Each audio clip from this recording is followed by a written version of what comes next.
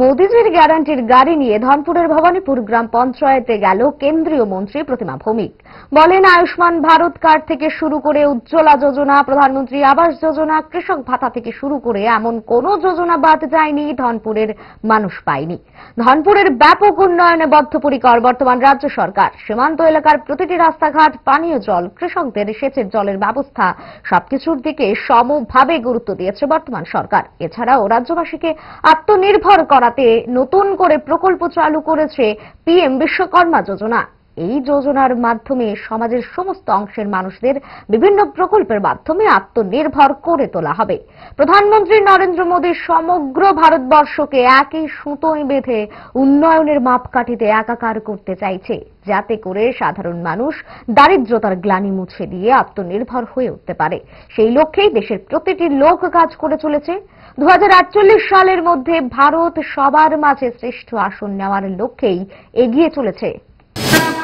বিকশিত ভারত সংকল্প যাত্রা ভবানীপুরে এসে উপস্থিত হয়েছে মোদিজির গ্যারান্টির গাড়ি।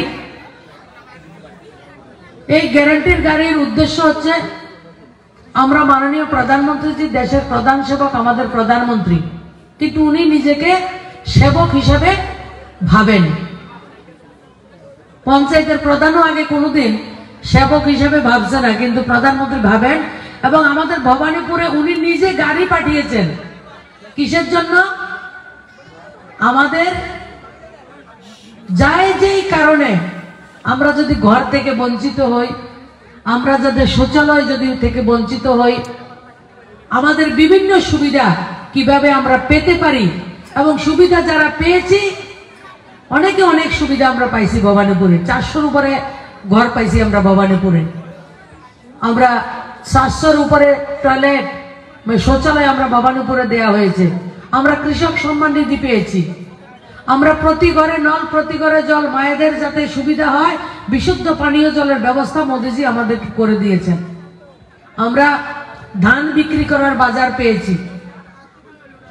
আমরা আয়ুষ্মান ভারত কার্ড, সেই কার্ড আমরা পেয়েছি গত 9 বছরে।